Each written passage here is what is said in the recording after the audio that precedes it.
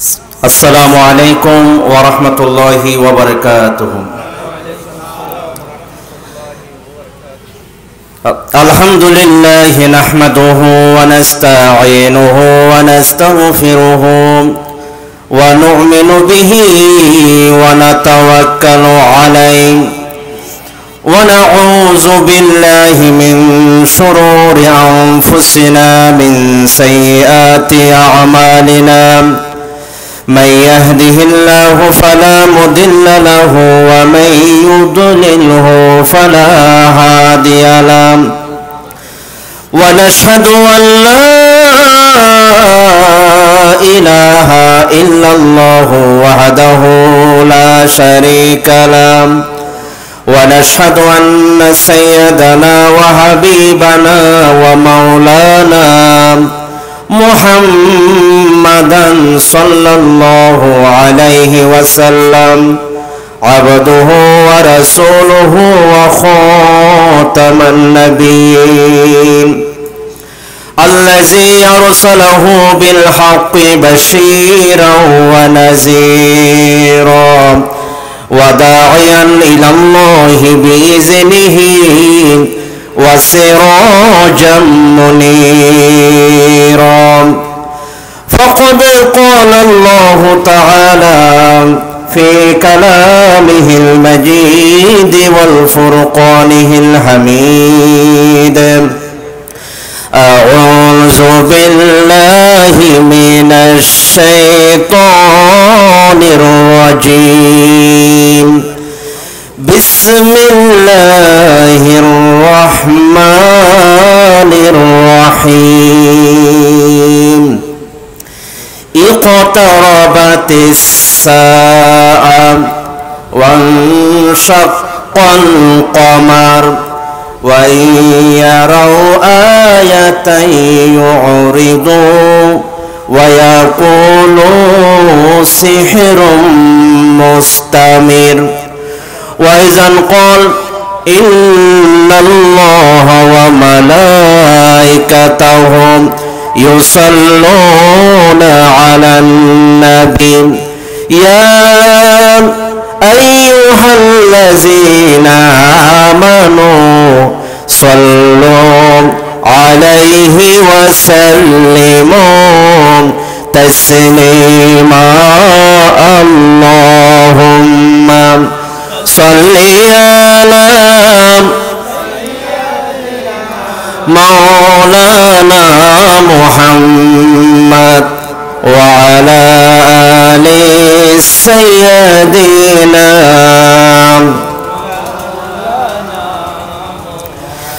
সকল নবীদের সরদার যিনি খন্দকের শ্রমিক তিনি বদর হোদের সিপাহসালার বিশ্বনবী মুস্তাফা আল্লাহুম্মা সাল্লি আলা মাওলানা মুহাম্মদ ওয়া আলা আলি সাইয়্যিদিনা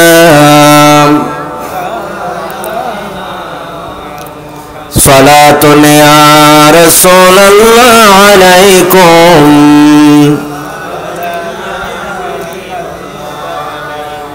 মুসলমানদের ঠিকানা বাই মদিনা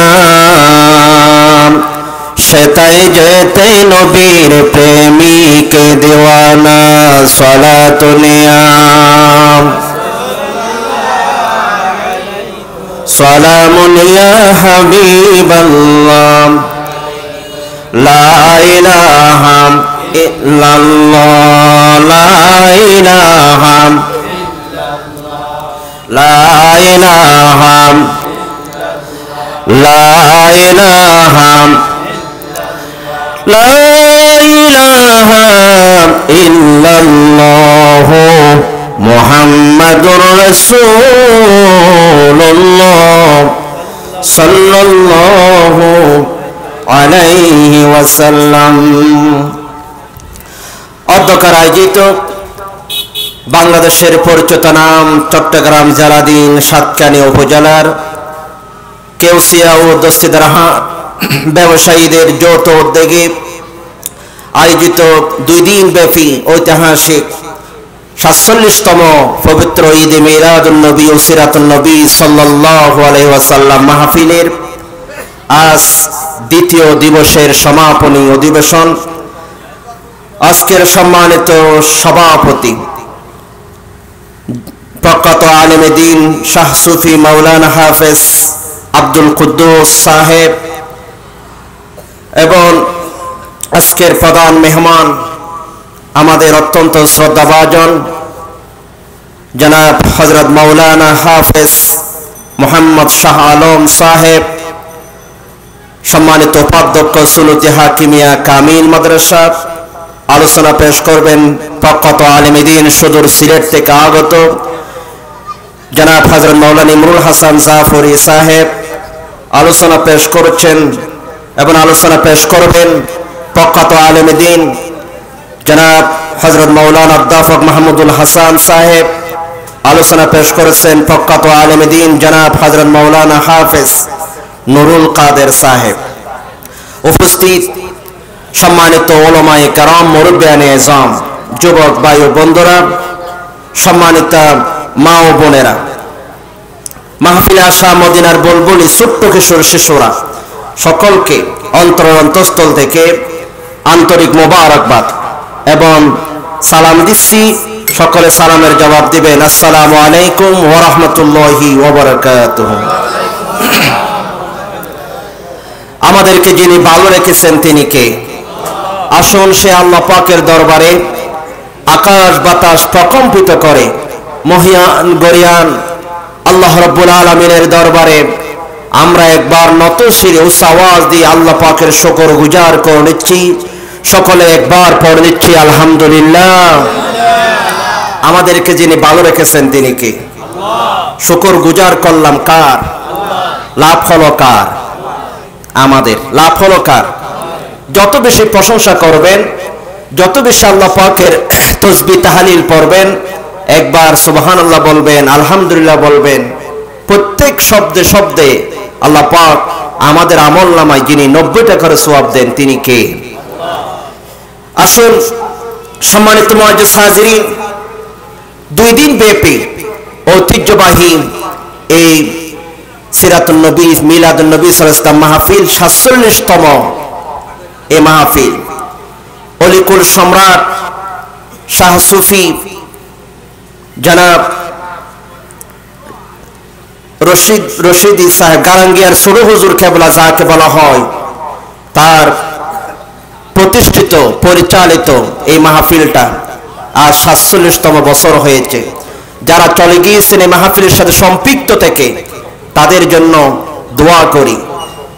কাশেম সদর নাম দেখেছি এবং জনাব, যার কথা না বললে নয়, জনাব মাস্টার ইসলাম সাহেব এই মাহফিলের সাথে লাগা থাকতেন। যারা চলে গিয়েছেন আল্লাহ পাকের কাছে দোয়া করতেছে আল্লাহ পাক প্রত্যেককে এই মাহফিলের উসিলায় মাফ করে দিক, সকলে বলে আমিন। যারা এখন বর্তমানে কাটাকাটনি করছেন আল্লাহ পাক এর বিনিময়ে তাদেরকে ব্যবসা, তাদের কাজ কারবার, পরিবারের উপর আল্লাহ বরকত দান করুক, সকলে বলে আমিন। সম্মানিত মুআজ্জিজ হাজিরিন, আজ আমাকে একটা বিষয় দেওয়া হয়েছে। সেই বিষয়টা হচ্ছে কিয়ামতের আলামত সমূহের বিবরণ। কিয়ামতের আলামত, কিয়ামত কখন হবে আমরা কেউ জানি না, যিনি জানেন তিনি কে? কিন্তু রাসূল পাক আমরা যেন প্রস্তুতি নিতে পারি এই জন্য কিয়ামতের কিছু নিদর্শন, কিয়ামতের কিছু আলামত আমাদের সামনে প্রকাশ করে গিয়েছেন। কারণ এগুলো ঘটলে পরে আমরা যেন প্রস্তুতি নিতে পারি কিয়ামত হবে, আল্লাহর সামনে দাঁড়াতে হবে। এই জন্য কিছু নিদর্শন, আলামত, আশরাতুস সাআহ আমাদের সামনে রাসূল পাক বর্ণনা করেছেন। এগুলো 2 রকম। কিছু হচ্ছে আলামতে সুগরা, ছোট ছোট আলামত, আর কিছু হচ্ছে আলামতে কুবরা, বড় বড় আলামত। ছোট ছোট আলামতগুলো ইতিমধ্যে শুরু হয়ে গেছে। রাসূল পাকের আগমন এটাও একটা কিয়ামত কাছে এর প্রমাণ শুরু হয়ে গেছে।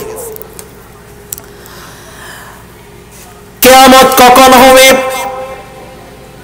আল্লাহ পাক ভালো জানেন, কিন্তু সাহাবায়ে কেরামরা যখন মাঝে মধ্যে প্রশ্ন করেছেন কিয়ামত কখন হবে, কি ঘটনা ঘটলে পরে কিয়ামত হবে, আল্লাহর নবী কিছু চিহ্ন কিছু নিদর্শন উম্মতে মুহাম্মদীকে প্রস্তুতি নেওয়ার জন্য আমাদের সামনে বলে দিয়েছেন।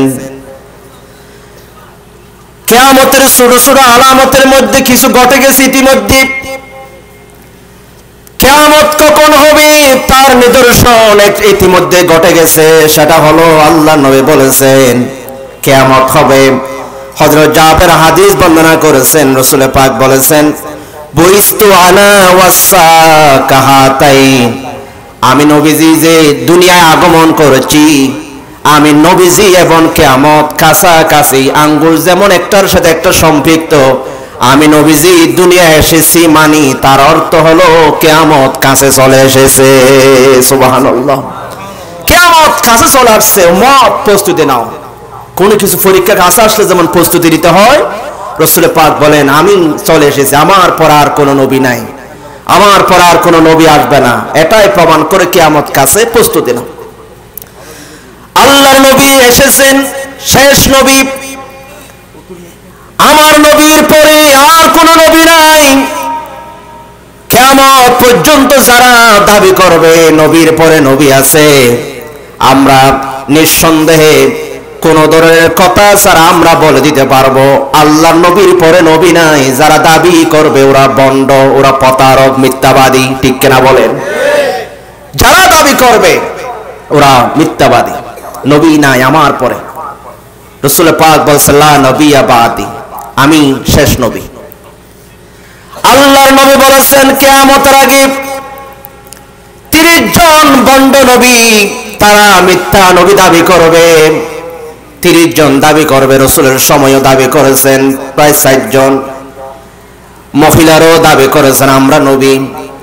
ভণ্ড মুসাইলামাতুল কাজ্জাব, ইয়ামনের ভণ্ড মুসাইলামাতুল কাজ্জাব রাসূলের পাকের কাছে চিঠি লিখেছে, 2 জন লোক পাঠাইয়া বলতেছে মুহাম্মদ শুধু তুমি নবী নও, আমিও নবী, তোমার নবুয়তের ভাগ যদি আমাকে দাও, তুমি অর্ধেক পৃথিবী চালাবা, আমি অর্ধেক চালাবো, তুমি আমাকে মানো, আমিও নবী।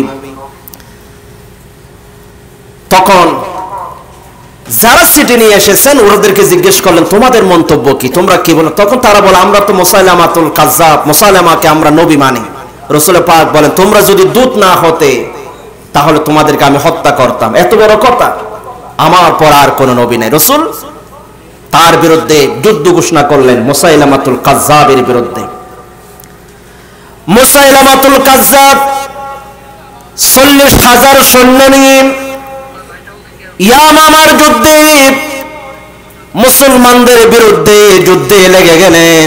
আল্লাহ নবী মুসাইলামাতুল কাজ্জাব এর বিরুদ্ধে যুদ্ধ ঘোষণা করলেন।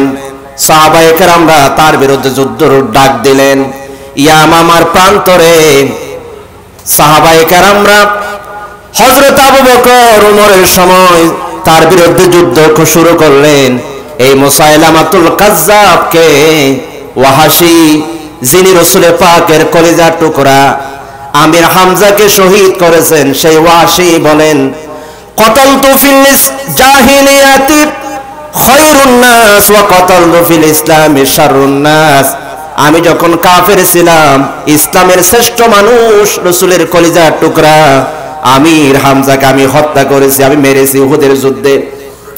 আর এই মারার কারণে রাসূল পাক কষ্ট পেয়েছেন। রাসূল পাক এত কষ্ট পেয়েছেন, ব্যথা পেয়েছেন। রাসূল পাক বলেন যিনি আমার কলিজার টুকরা আমির হামজাকে যারা শহীদ করলো, যিনি মারল ওয়াহাশী, আমি তার বদলা নিতে গিয়ে 70 জনকে আমি হত্যা করব, একের বদলায় 70। আল্লাহ পাক বলেন নবী আপনি একের বদলায় 70 নিতে পারবেন না। ওয়ালাইন আকাবতুম, আপনি যদি প্রতিশোধ নিতে চান ফাআকিবু বিমিসলি মা উকিবতুম বিহি ওয়ালাইন সাবারতুম লাহুয়া খায়রুল লিসসাবিরিন। নবী আপনি যদি প্রতিশোধ নিতে চান, একের বদলে 70 নয়, একের বদলায় ইসলাম বলে কয়জন? জোরে বলতে হবে কয়জন? কেউ যদি একজনকে মারে, একের বদলে একজনকে মারতে হবে, এর বদলায় 70 জন নয়। নবী আপনি ধৈর্য ধারণ করেন। রাসূল বলেন ঠিক আছে, আমি ধৈর্য ধারণ করলাম। ওয়াহাশীর বিরুদ্ধে মৃত্যু পরোয়ানা আছে মক্কা বিজয়ে। আল্লাহর নবী বলেন ওয়াহাশীকে হত্যা করা হবে যেখানে পাও। আমার চাচাকে মেরেছি। আল্লাহ রাব্বুল আলামিন ওয়াহাশীর ব্যাপারে রাসূল পাককে বললেন নবী আপনি এক কাজ করেন, আপনি শপথ ভেঙে ফেলেন। রাসূল পাক তাফসীরে মারিফুল কোরআনে এসেছে, রাসূল পাক তখন শপথ ভঙ্গ করলেন। রাসূল পাক শপথের কাফারা দিলেন, ঠিক আছে একজনের বদলে একজনকে মারবো। তখন আল্লাহ পাক বলেন বন্ধু আপনি যদি সবর করেন, ধৈর্য ধারণ করেন, এটা আপনার জন্য ভালো হবে। এখন রাসূল পাক বলেন সবর করতাম, ঠিক আছে কি করতাম? ওয়াহাশীকে দাওয়াত দাও। দাওয়াত দিলেন, ওয়াহাশী আসো। বাসা রাসূলুল্লাহ সাল্লাল্লাহু আলাইহি সাল্লাম ইলা ওয়াহাশীন ইয়াদুহু ইলাল ইসলাম, তাকে ইসলামের দিকে ডাকলেন। ওয়াহাশীকে যখন ইসলামের দাওয়াত দিলেন, ওয়াহাশী বললেন ও মুহাম্মদ আপনি আমাকে দ্বীনের দাওয়াত দেন, ইসলামের দাওয়াত দেন, কিন্তু আপনার আল্লাহ তো বলেছেন আমাকে আপনার আল্লাহ ক্ষমা করবেন না। আপনার আল্লাহ বলেছেন ওয়া মাইয়াফআল যালিকা ইয়ালকা আসামা ইউদাআফ লাহুল আযাব ইয়াওমাল কিয়ামাতি ওয়া ইয়াখলুদ ফীহি মুহানা। ও নবী আপনার আল্লাহ বলেছেন যারা মানুষ হত্যা করবে, যারা জেনা করবে, অন্যায় করবে, মানুষকে মারবে, তাদেরকে তো আল্লাহ বলেছেন ডাবল শাস্তি দিবেন। কিন্তু আমি কেমনে ইসলাম কবুল করব? আল্লাহ তো মাফ করবে না। আল্লাহ পাকের পক্ষ থেকে নবীজি আরেকটা আয়াত পাঠাইয়া দিলেন, ইল্লা মান তাবা ওয়া আমানা ওয়া আমিলা আমালান সালিহান فَأُولَئِكَ يُبَدِّلُ اللَّهُ سَيِّئَاتِهِمْ حَسَنَاتٍ وَكَانَ اللَّهُ غَفُورًا رَّحِيمًا। জোরে বলি আল্লাহু আকবার। আল্লাহ পাক এই আয়াতটা নবীজি ওয়াহাশীর কাছে পাঠালেন, যারা তওবা করবে, গুনাহ মাফ চাইবে, আল্লাহ পাক তাদেরকে মাফ করে দিবেন। ওয়াহাশী তুমি তওবা করো, ভালো কাজ করো, তোমাকে আল্লাহ তাআলা মাফ করে দিবেন। ওয়াহাশী বলেন আমি তওবা করব ঠিক আছে, কিন্তু ভালো কাজ যে জীবন ভর করব কোনো গ্যারান্টি নেই, আমি যাব না, ইসলাম কবুল করব না। আল্লাহ রাব্বুল আলামিন এরপরে আয়াত আবার বললেন ইন্নাল্লাহা লা ইয়াগফিরু আন ইউশরাকা বিহি ওয়া ইয়াগফিরু মা দুনা যালিকা লিমান ইয়াশা। আল্লাহ পাক বলছেন যারা শিরিকের গুনাহ করবে, এই শিরিক ছাড়া যারা অন্য অপরাধ করবে, শিরিকের গুনাহ যদি না করে আল্লাহ তাদেরকে মাফ করে দিবেন, কিন্তু শিরিকের গুনাহ আল্লাহ ক্ষমা করবেন না, শিরিকের গুনাহ ক্ষমা হবে না। এখন শিরিকের গুনাহ ক্ষমা হবে না, এটা কি রকম? শিরিক তো আমরা করি না, কিন্তু আমরা মাজার দেখলে মাথা নোয়াইয়ে দিই, ফিরসাবের কাছে গেলে সিজদায় পড়ে যায়, মাজারে যাইয়া সিজদা দিই, যিনি আছেন ওনার কাছে সন্তান চাই। এটা আমরা যদিও প্রকাশ্যে মূর্তির সামনে সিজদা করি না, কিন্তু মাজারের কাছে সন্তান চাওয়া, মাজারে যাইয়া সিজদা দেওয়া, পীরের কদমে সিজদা দেওয়া, এটা সম্পূর্ণ শিরিক ছাড়া কিছু নয়। ঠিক কিনা বলে? কোন মুসলমান কোনদিনও শিরিক করতে পারে না। যদি শিরিক করে আমাদেরকে যিনি ক্ষমা করবেন না তিনি কে? শিরিক করা যাবে না। ওয়াহাশী বলেন ঠিক আছে শিরিক করব না, কিন্তু আল্লাহ তো এখানে বলছেন লিমান ইয়াশা, আল্লাহ ইচ্ছা করলে ক্ষমা করবেন। আল্লাহ যদি ইচ্ছা না করে কি হবে? আল্লাহ রাব্বুল আলামিন তখন বললেন কুল ইয়া ইবাদিয়াল্লাযীনা সারাফু আলা আনফুসিহিম লা তাকনাতু মির রাহমাতিল্লাহ ইন্নাল্লাহা ইয়াগফিরুল যুনুবা জামিআ ইন্নাহু হুয়াল গফুরুর রহিম। আল্লাহ পাক বলেন নবী আপনি বলে দিন কোনো শর্ত নাই, যারা আমার কাছে তওবা করবে, মাফ চাইবে, আমি আল্লাহ পাক বিনা শর্তে তাদেরকে মাফ করে দেব। জোরে বলে সুবহানাল্লাহ। বিনা শর্তে মাফ করে দেব। ওয়াহাশি আসো। এবার ওয়াহাশি আসলেন রসুলের কাছে, এসে বলে রসুল, গোপনে আসলেন সাহাবারা যেন না দেখে। রসুলের সামনে এসে কাফট করে বলে আমি ওয়াহাশি, আল্লাহকে আমাকে মাফ করবে? হে করবে। কলমা পড়লেন। ওয়াহাশিকে আল্লাহর নবী বলেন, ওয়াহাশি বলো তো দেখি তুমি আমার চাচাকে কেমন করে মেরেছ?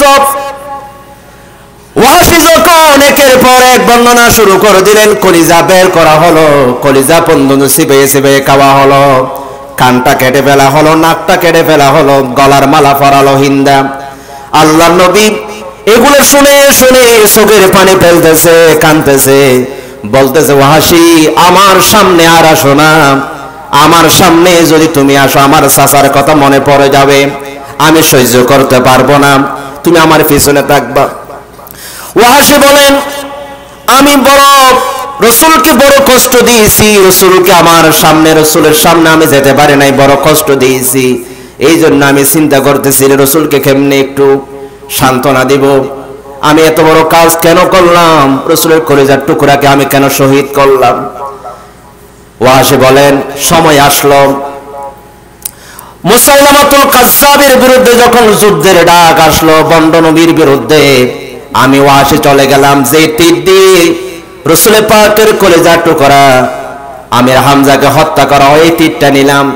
ইয়ামামার যুদ্ধে আমি ঘুরতেছি আর ঘুরতেছি তীরটা নিয়ে, যখন বন্ড মুসাইলামাতুল কাজ্জাবকে আমি দেখলাম যে তীর দিয়ে রসুলের পাকের চাচাকে হত্যা করেছি, সে তীর মেরে দিলাম, ও মুসাইলামাতুল কাজ্জাবের বুক ফেটে বের হয়ে গেল।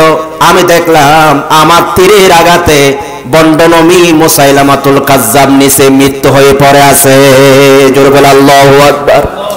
ওয়াহাশি বলেন আমি অন্তত একটা কাজ করেছি, যে কাজ রসুলকে কষ্ট দিয়েছি চাচাকে মেরে, সেটার বদলায় আমি বন্ড নবী মুসাইলামাতুল কাজ্জাবকে আমি হত্যা করেছি। আমার মুসলমান ভাইয়েরা, এই জন্য আল্লাহর নবী বলেন আমার পরে আর কোন নবী আসবে না। বন্ড মুসাইলামাতুল কাজ্জাব থেকে শুরু করে অনেকে দাবি করেছেন রাসূল তাদের বিরুদ্ধে যুদ্ধ ঘোষণা করেছেন, সাহাবীরা করেছেন, আবু বকর করেছেন, নবীর পর আর কোন নবী নাই। আল্লাহ পাক বলছেন মা কানা মুহাম্মাদুন আবা আহাদিম মির রিজালিকুম ওয়ালাকির রাসূলুল্লাহি ওয়া খাতামান নাবিয়্যিন। আল্লাহ পাক বলেন নবী আপনি কোন বয়স্ক পুরুষের পিতা নন, আপনার ছেলেরা ছোটকালে মারা গেছে, কেউ প্রাপ্তবয়স্ক হয় নাই। আপনি আপনার পরিচয় হলো আপনি আল্লাহর রাসূল এবং আপনার পরিচয় হলো আপনি খাতামান নবী, আপনার পরে আর কোন নবী নেই। 1835 সালে ভারতের কাদিয়ান প্রদেশে এক বন্ড নবী দাবি করেছে গোলাম আহমদ কাদিয়ানি, ঠিক কিনা? সে এসে বলছে আমি যে নবী মুসা বলেছেন আহমদের কথা, আমি সেই আহমদ, আমি নবী। এটা ব্রিটিশদের টাকাকে ইসলামের বিরুদ্ধে মুসলমানদের ঈমান হরণ করার জন্য ওনাকে লেলি দেওয়া হয়েছে, ঠিক কিনা বলেন? আজ 1948 সালে যেমন আমেরিকা ব্রিটিশ সমস্ত কাফেররা ঐক্যবদ্ধ হয়ে ইসরায়েল নামক একটা জারস রাষ্ট্র প্রতিষ্ঠা করে মুসলমানদেরকে জ্বালানোর জন্য একটা জারস রাষ্ট্র, ইহুদি রাষ্ট্র প্রতিষ্ঠা করে দিয়েছে, অনুরূপভাবে এই মুসলমানদেরকে ঈমান হারা করার জন্য বন্ড গোলাম আহমদকে তৈরি করে দিয়েছে ব্রিটিশরা, ঠিক কিনা বলেন? তিনি দাবি করে আমিও নবী, আমার মুহাম্মদের পরে আমিও নবী। এখন আপনারা বলেন ওরা বলছে আমি খাতামুন নবী, একটা শব্দ তারা মানে না। এই জন্য গোলাম আহমদ কাদিয়ানি সে কাফের, তার অনুসারীরা বিভিন্ন ফেসবুক ইউটিউবে তারা আলোচনা দেয় এবং তার যত অনুসারী আছে চট্টগ্রামের ওলিহা মসজিদের পাশে তাদের মসজিদ আছে, আমরা বলি এই গোলাম আহমদ কাদিয়ানির যত অনুসারী আছে যারা তাকে মানে তারা নিঃসন্দেহে কাফের, ঠিক কিনা বলেন? তাদেরকে যারা সাপোর্ট করবে তারাও কাফের, তাদের ব্যাপারে যারা চুপ থাকবে, তাদের ব্যাপারে যারা পক্ষ অবলম্বন করবে, শাহরিয়ার কবির বাংলাদেশের নাস্তিকরা তাদের পক্ষে থাকে। আমরাও নিশ্চিতভাবে বলি গোলাম মোহাম্মদ কাদিয়ানীকে যারা মানবে, যারা তার পক্ষ অবলম্বন করবে, তারা নিঃসন্দেহে কাফের। ঠিক কিনা বলে? নবীর পর, আমার নবীর পর আর কোন নবী আছে? নবী পর আর কোন নবী নাই। তিনি মারা গিয়েছেন পায়খানায়, একদম ময়লা জায়গায় মারা গিয়েছেন এই গোলাম মোহাম্মদ কাদিয়ানী। আমার নবী যে বলছেন 30 জন নবী দাবিদার আসবে, সর্বশেষ দাজ্জাল, এটা কিয়ামতের আলামত। আমার নবী বলে আমার পর আর কোন নবী নাই, এটা হলো কিয়ামতের আলামত, আমার পর আর কোন নবী নাই। 2 নম্বরে কিয়ামতের ছোট ছোট আলামত যেগুলো হয়ে গেছে, সেটা হলো চন্দ্র বিদীর্ণ হওয়া, চন্দ্র 2 টুকরা হওয়া। আল্লাহ পাক কোরআনে কারীমের সূরা কমারে বলছেন ইকতারাবাতিস সাআ ওয়ানশাক্কাল কমার। আল্লাহ পাক বলেন কিয়ামত কাছে চলে আসছে, চন্দ্র দুখণ্ড হয়ে গেছে। জোরে বলে আল্লাহু আকবার। আব্দুল্লাহ ইবনে মাসউদ বলেন আমরা রাসূল পাকের সাথে ছিলাম একটা পাহাড়ে, কাফেররা এসে বলল মুহাম্মদ তুমি যদি নবী হও তাহলে আকাশের চাঁদটা 2 টুকরা করে দেখাও। আল্লাহর নবী বলেন তোমরা ঈমান আনবানি? কাফেররা বলল হ্যাঁ, তুমি যদি চাঁদকে 2 টুকরা করতে পারো আমরা ঈমান আনবো, আমরা মুসলমান হয়ে যাব। আল্লাহর নবী আঙ্গুল ইশারা করলেন, সাথে সাথে খেরা পর্বতের 2 দিকে চাঁদ, একটা পাহাড়ের অপর পাশে আরেক খণ্ড পাহাড়ের অপর পাশে 2 টুকরা হয়ে পড়ে গেছে। জোরে বলে আল্লাহু আকবার। কাফেররা এটা দেখার পরে তারা তো ঈমান আনলো না, বরং আল্লাহ বলেন তারা কি করলো, ওয়া ইয়ারাউ আয়াতান ইউরিদু, তারা এই নিদর্শন দেখার পরে তারা বলল ওয়া ইয়াকুলু সিহরুম মুস্তামির, তারা বলল মুহাম্মদ তো এতদিন আমরা ছোট জাদুঘর মনে করেছিলাম, দুনিয়ায় তার জাদু চলে, কিন্তু তিনি এত বড় জাদুঘর জানতাম না, আকাশে পর্যন্ত তার জাদু চলে, আকাশের চাঁদ তিনি 2 টুকরা করে ফেলেছে জাদু দিয়ে। জোরে বলে নাউজুবিল্লাহ। অস্বীকার করেছে, ঈমান নাই। চাঁদ 2 টুকরা হয়ে যাওয়াটা কিয়ামতের আলামত। এই জন্য নবীজি যখন চাঁদ 2 টুকরা করলেন, ভারতবর্ষের একজন মহারাজা, হিন্দুদের একজন রাজা ছিলেন, তিনিও দেখেছেন, এটা তাদের কিতাবে আছে, তিনি দেখেছেন। এবং নীল আর্মস্ট্রং যখন আমেরিকার একজন বিজ্ঞানী চাঁদের দেশে গেছেন, তিনি এসে বললেন আমি নিজে দেখেছি মুসলমানদের নবী মুহাম্মদ যে চাঁদের 2 টুকরা করেছেন, সেই 2 টুকরার চিহ্ন এখনো চাঁদের গায়ে লেগে আছে। একটু জোরে বলে সুবহানাল্লাহ। রাসূল পাকের মুজিজা। রাসূল, আমরা তো আঙ্গুল ইশারা করলে এনাম ভাইয়ের দিকে আঙ্গুল ইশারা করলে বলবে আপনি কেমন বেয়াদব, আমার দিকে আঙ্গুল ইশারা করছেন, আমার দিকে আঙ্গুল দেখাইছেন, আঙ্গুল ভেঙে ফেলবো। আমরা আঙ্গুল ইশারা করলে মানুষ রাগ করে, কিন্তু আমার নবীজি এত বড় পাওয়ারফুল, আমার নবীজির পাওয়ার, আমার নবীজির মান সম্মান আল্লাহর কাছে কত বেশি। আমরা আঙ্গুল ইশারা করলে মানুষ রাগ করে, আর আল্লাহ নবী আঙ্গুল ইশারা করলে আকাশের চাঁদ 2 টুকরা হয়ে যায়।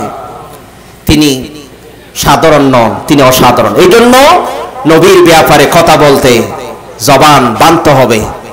আল্লাহ পাক পর্যন্ত নবীর শান, নবীর মান আল্লাহ পাক নিজে দিয়েছেন। আমার মুসলমান ভাইয়েরা,